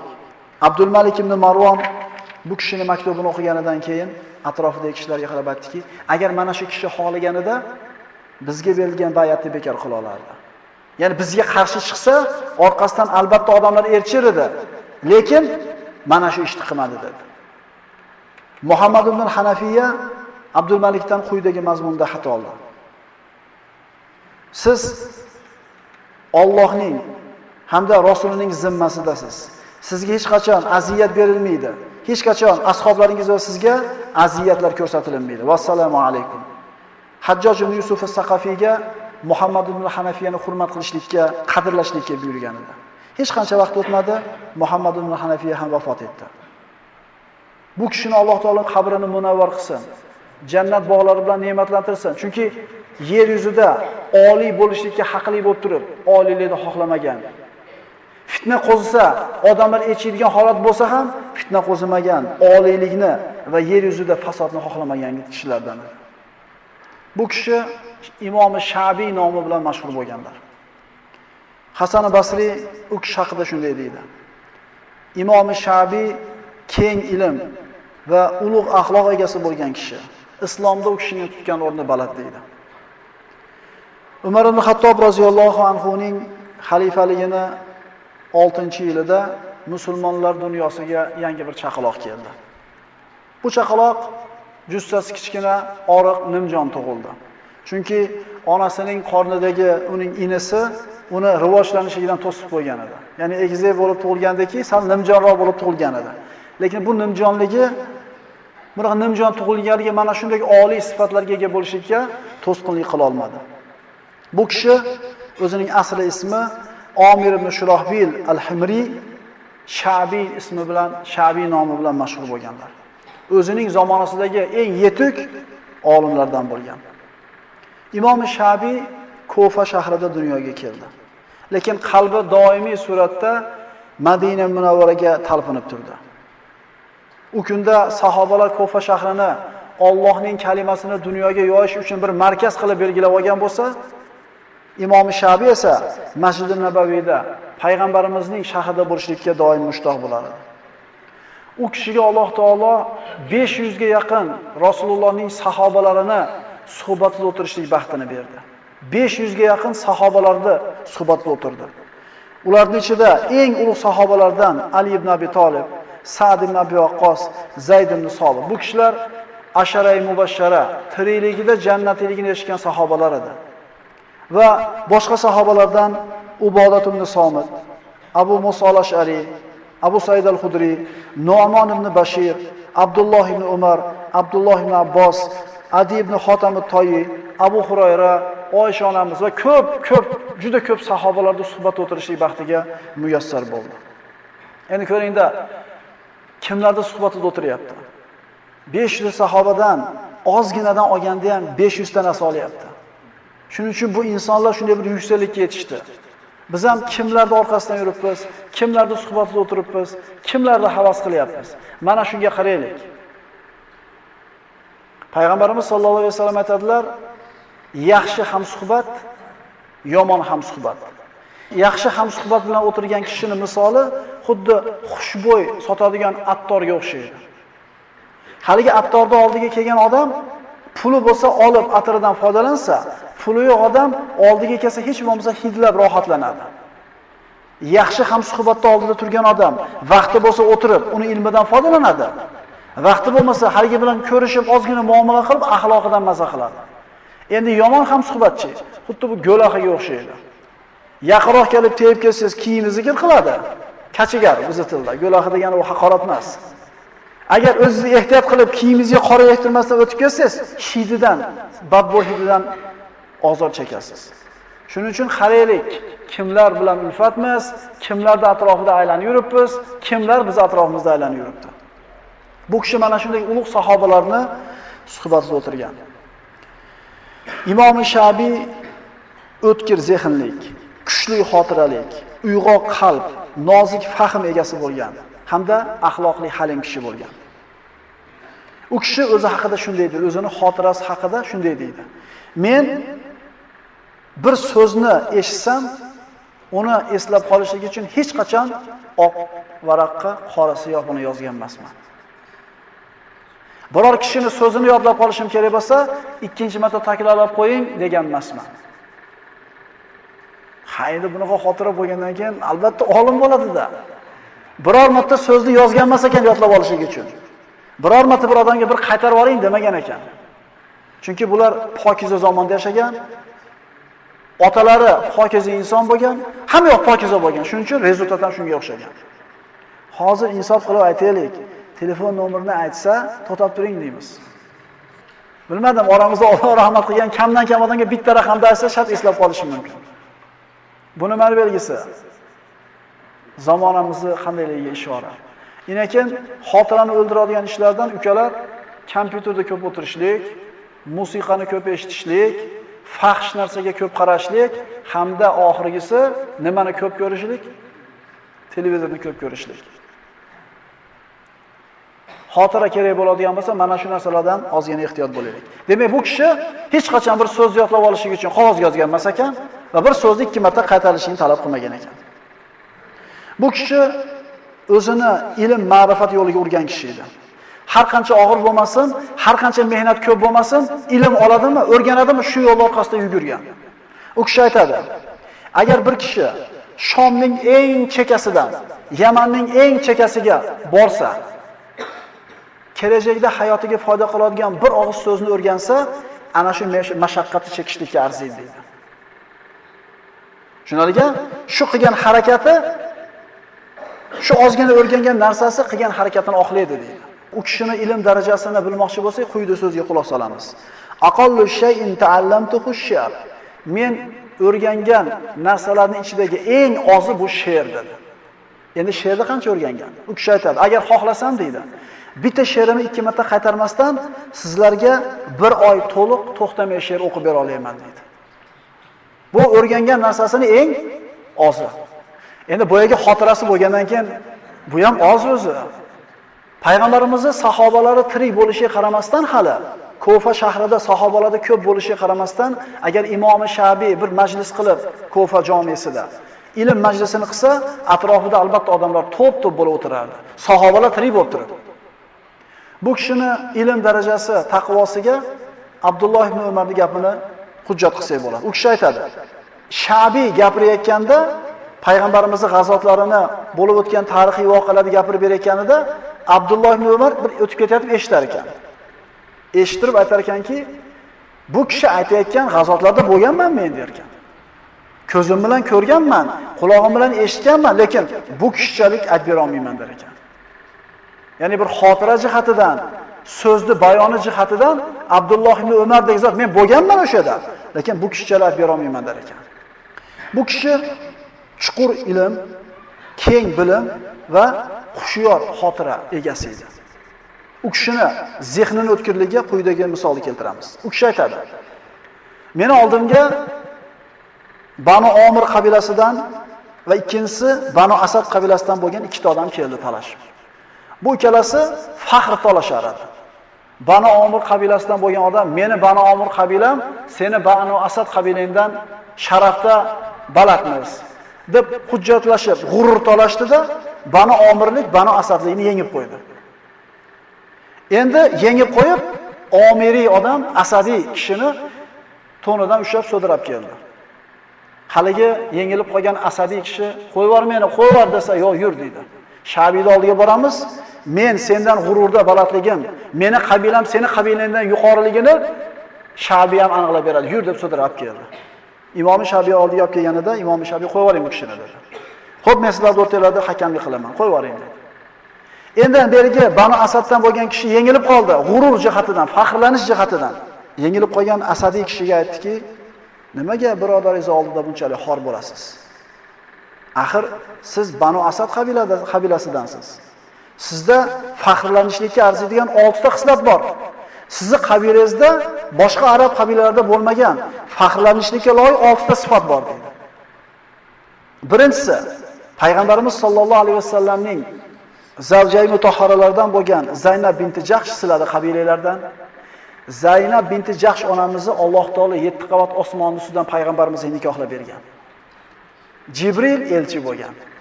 Bu faxr faqat sizlarda bor dedi. Ikkinchisi, yer yuzida tirik yurgan paytda jannatiyligini eshitgan kishilardan Ukkoshat ibn Muhsin sizlarda qabilalardan dedi. Bu bilan faxrlansangiz bo'ladi dedi. Uchinchidan dedi, islom tarixida birinchi ko'tarilib berilgan bayroq bu Abdulloh ibn Jahshga berilgan. Sizlarda qabilalardan. Hamda mana shu Abdulloh ibn Jahsh sizning qabilangizdan bo'lgan shu kishi islomda birinchi bo'lib o'ljani qo'lga kiritib kelgan. Bu ham sizlar faxrlanishlikka loyiq bo'lgan ish. Beshinchisi, payg'ambarimiz sollallohu alayhi vasallam hijratni 6-yilida umra qilgani 1400 sahobasi bilan Makka ga kelganida Hudaybiya degan joyda to'xtab, Quraysh kirgizmaydi payg'ambarimiz. Usmon ibn Affonni payg'ambarimiz biz umra qilgani keldik, urushgani kelmadik deb Makka ga kirgizganida elchi qilib, Quraysh hibs qilib qo'yadi, qamab qo'yadi.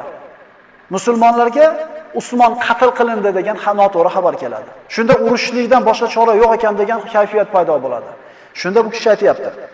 Shunda payg'ambarimiz sollallohu alayhi vasallamga Bay'atur Rizvonda birinchi bo'lib qo'lini uzatib bay'at bergan kishi Abu Sinon ibn Vahb sizlarda qabilalardan dedi. Abu Sinon payg'ambarimizga qo'lini uzatib turib, "Ya Rasululloh, qo'lingizni menga uzating, men sizga bay'at beraman" dedi. Dedi, payg'ambarimiz sollallohu alayhi vasallam, "Nimaga bay'at berasiz?" dedi. "Qalbingizdagi turgan narsaga" dedi. "Qalbimda nima turibdi?" dedi. "Yo fath, yo shahidlik turibdi qalbingizda" dedi. "To'g'ri aytdingiz" dedi. Payg'ambarimiz qo'lini uzatib birinchi bo'lib Abu Sinon ibn Vahb bay'at berdi. Ya'ni payg'ambarimizning qalbida nima turganligini bu sahoba bilib, siz hozir urushlik kerak bo'ladigan bo'lsa Quraysh bilan, yo Makkani fath qilishlikka tayyorsiz, yo shuni yo'lida shahid bo'lib kelishlikka tayyorsiz. Men shunga bay'at beryapman deganda payg'ambarimiz to'g'ri aytdingiz dedi. Qo'lini qo'yib bay'at bergan 1400 ta sahoba Abu Sinon ibn Vahbni bay'atini bergan. U ham sizlarda qabilalardan. Undan tashqari 6-chi sizlar faxrlanishga loyiq bo'lgan ish Badr kunida payg'ambarimiz bilan chiqqan qo'shindagi muhojirlarni 6dan biri sizlarda qabilalardan bo'lgan dedi. Ya'ni mag'lub bo'lib bizni g'ururlanadigan narsamiz yo'q ekan deb turgan kishini bu kishi zehnini o'tkirligidan, xotirasini yaxshiligidan ko'nglini ko'tarib qo'ydi. Ehtimol agar Banu Omirlik yengib emas, Banu Asad yengib, Banu Omirlikni bo'yniga egilib turganda ehtimol buni shunday ko'nglini ko'tarib qo'yardi. Siz malol narsa bilan faxrlaninglar sizlar. Bu bo'lib o'tgan ish u kishining qanchalik ilmini, chuqurligi, xotirasini o'tkirligiga bo'lgan bir dalil bo'ladi. Xalifalik Abdulmalik ibn Marvonni qo'liga o'tganida o'zining Iroqdagi valisi Hajjoj ibn Yusufga xalifa meni oldimga dunyo va din ishlarida salohiyatli bo'lgan, bizni to'g'ri yo'lga boshlab ko'mak ko'rsatadigan bir ilmli odamni jo'nating menga dedi. Shunda Hajjoj Imom Shabiyni xalifani oldiga maslahatchi qilib yubordi. Imom Shabiy xalifani oldida turar ekan, uning ilmidan, uning o'tkir zehnidan, maslahatlaridan foydalanib turar edi. Hamda podsholarga elchi qilib yuboradi bu kishini. Mana aytamiz, jussasi kichkina, oriq nimjon odam bo'lgan. Kunlarning birida Rumning imperatorining oldiga xalifa Imom Shabiyni elchi qilib jo'natdi, ba'zi bir ishlar bilan. Bu Rumning podshosi musulmonlarning boshlig'ini, elchisini suhbatini eshitib turib, u kishining fahm farosati, daholigidan dahshatga tushdi-da, bir necha kun o'zini huzurida qolishni talab qildi. O'zi odatda unaqa elchilarni ushlab turmasdi, jo'natib yuboradi, lekin bu kishidan qoyil qolganligidan, fahm farosatidan, ilmidan, daholigidan bir necha kun o'zi bilan olib qoldi. Imom Shabiy ketishlikka bir qattiq oyoq tirab turib olgandan keyin, bir necha kundan keyin bo'pti dedi, javob berdi. Javob berishlikdan burun aytdiki, siz dedi, podshohning urug'idanmisiz dedi. Yo'q dedi, men oddiy musulmonning bolasiman. Ya'ni musulmonlardaqa oddiy bir kishiman dedi. Deganida ketishlikka javob berib, "Mana maktubni" dedi. "Podshoy sizdan savollarni so'rab bo'lganidan keyin maktubni berasiz" dedi. Maktubni oldi, ichida nima borligini bilmaydi. Abdul Malik ibn Marvonning oldiga keldi. Amir al-Mo'minin oldiga keldi. Amir al-Mo'minin savollarni so'radi. Bilmoqchi bo'lgan narsalarni bilib bo'lgandan keyin ketyapti Imom Shabiy, "Mana maktubni sizga berdi" dedi Rum podshosi dedi. Berdi, chiqib ketdi. Amir al-Mo'minin maktubni oldi, o'qib turib, "Chaqirib keling Imom Shabiy" dedi. "Chaqirib kelinglar, qaytaringlar orqasiga." Qaytarib kelishdi. Abdul Malik Shabiyga "Bu maktubda nima bor ekanligini bilasizmi?" dedi. "Yo'q" dedi. Abdul Malik aytdi, "Rum podshosi shunday deyapti. Men sizlar arablardan hayronman. Ichingizlarda boshliqlikka eradigan shundan boshqa odam yo'qmi? Jismi nahif bo'lganligidan, oriq bo'lganligidan ichingizlarda elchilikka eradigan boshqa bir o'ngli sopli odam yo'qmi?" Deyishi Imom Shabiy tushundida, "Ey Amir al-Mo'minin" dedi. "U sizni ko'rgani yo'q-da, o'shuning uchun shuna deyapti. Agar sizni qanaqaligingizni ko'rganida bu gapni gapirmagan bo'lardi" dedi. So'ngra Abdul Malik u gapligini eshitib turayotdiki, Imom Shabiyga "Rum podshosi bu bilan nima demoqchi bo'lganligini bilasizmi?" dedi. Imom Shabiy "Yo'q" dedi. "Bu yozgan maktubi bilan Rum podshosi sizdaqa odam meni huzurimda borligiga hasadi ketdi. Shu yozgan xati bilan g'azablantirib turib, sizni qatl qilishni xohlabdi. Shuning uchun yozdi" dedi. Tushunarli bo'ldimi? Masxara qilgandek, shunaqa kichkina odam boshlig'im ustinglarda desa, "Sen meni hijolat qilsan, o'sha odam oldida turib qatl qilib yuborishini xohlab turib yozibdi. U hasadi kelganligidan bu ishni qilibdi" dedi. Buni xabari Rum podshosi yetganda, "Allohga qasam, to'g'ri o'ylabdi" dedi. "Hasadim kelganligidan qatl qilib yuborsin deb shu maktubni yozgandim" dedi. Imom Shabiyning ilm darajasi o'zini zamonasida 4 ta olim bo'lsa, shularning uchinchisi Imom Shabiy edi. Imom Zuhriy aytadi, ana shu davrdagi olimlar 4 ta edi. Madinada Sayyid ibn Musayyab, Kufada Omir Shabiy, Imom Shabiy, Basrada Hasan Basri, Shomda Makhul. Lekin mana shunday bir ulug' darajaga ko'tarilgan, chuqur bilim egasi bo'lgan Imom Shabiy nihoyatda kamtar, sodda odam bo'lgan. Agar u kishiga "Ey olim, ey faqih" deb murojaat qilsa aytardiki, "Sizga voy bo'lsin. Bizda yo'q bo'lgan sifat bilan bizni sifatlamang. Bilasizmi faqih kim? Faqih Alloh harom qilgan ishlardan o'zini tiygan kishi. Olim kim bilasizmi? Olim harom narsalardan o'zini to'xtatgan kishi. Bu sifatlar qayerda bizda bo'lsin" deb qo'yar edi. Ilm badaniga singan kishi siniq bo'ladi. Ilm insonni yo siniq kamtar qiladi yoki tug'yonga olib ketishi mumkin. Imom Shabiydan masala so'rashar edi. So'rasa, u kishi kamtarligidan bu masalada Umar ibn Hattob bunda degan edi, Ali ibn Abi Talib undoq degan edi deb qo'yadi, o'zidan qo'shmas edi. Shunda "O'zingiz nima deysiz, ey Abu Amr? O'zingiz nima deysiz?" desa, tabassum qilib, kulib turib, "Men sizga Umar ibn Hattob bilan Ali ibn Abi Talibning gapini gapirsam, meni fikrimni so'raysizmi? Men kim bo'pman ularning oldida" deb qo'yardi. Bu kishi chuqur bilim egasi bo'lishiga qaramasdan talash tortishlikdan uzoq bo'lgan. O'zini o'ziga daxl bo'lmagan ishlardan ehtiyot qilardi, olib qochar edi. Kunlardan birida bir odam "Ey Abu Amr" dedi. "Labbay" deb javob berdi. "Mana bu kishi haqida nima deysiz?" "Kim haqida?" "Usmon bilan Ali haqida." Deganida aytdiki, u kishi qiyomat kunida bu kishiga husumatli bo'lishidan men o'zim ehtiyot qilaman dedi. Kishining go'zal islomi min husnil islamil mar'i tarkuhu ma la ya'nihi degan Rasululloh sollallohu alayhi vasallam. Kishining go'zal islomi o'ziga daxli bo'lmagan so'z va ishlardan tiyilganda bilinadi. Haqiqiy islomda chiroyli bo'layotganligi bizda. Bizga kerak bo'lmagan ishlardan, bizga kerak bo'lmagan so'zlardan o'zimizni tiyayotganimizda bilinadi. Burningizni tiqmang sizniki bo'lmagan ishga. Ha, qayerdan kelyapsiz? Nima qildinglar? Qancha bo'lib qopti?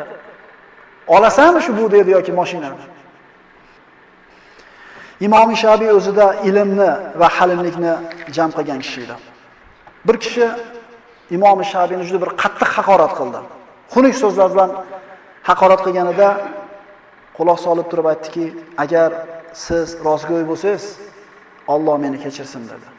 Ya'ni siz aytgan yomon sifatlar menda bo'lsa, Alloh meni kechirsin.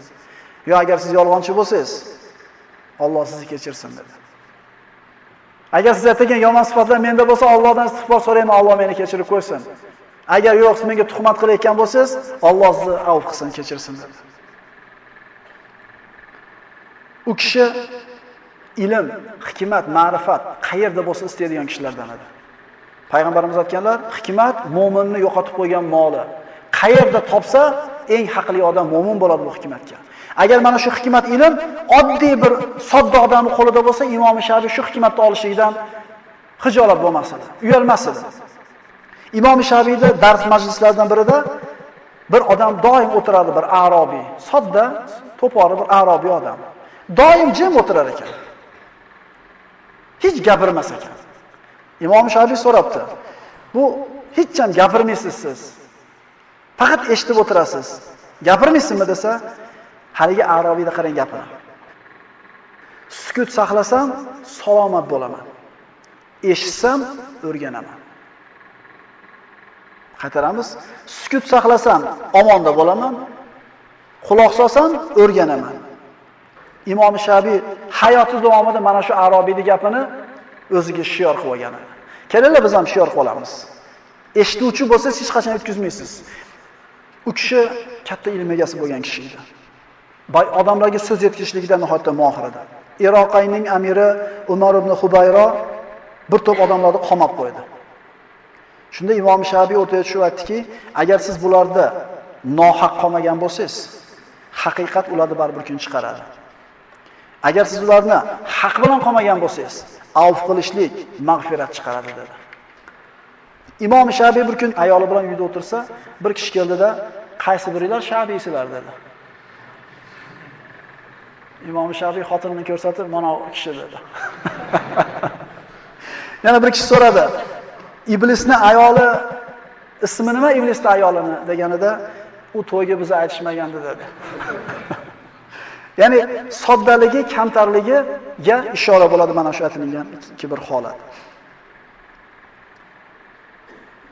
U kishi aytadi, "Odamlarda e'tiborini tortadigan birorta bir ishni qilgan emasman.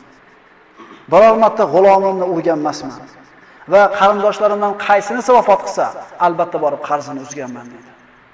Birinchisiga e'tibor bering. Odamlarda diqqatini tortadigan ishlarni qilgan emasman. Haligi o'rtaga intilavergan emasman. Xo'ja ko'rsinga ish qilgan emasman. Aytayapmiz, kamtar bo'lgan, sodda bo'lganda. Kamtarlik musulmonga yarashadigan sifatlardan. Imom Shafiy 80 yoshdan ko'proq umr ko'rdi. Vafot qilganida Hasan Basri u kishi haqida Alloh u kishini rahmat qilsin. U keng ilm sohibi, go'zal axloq egasi edi.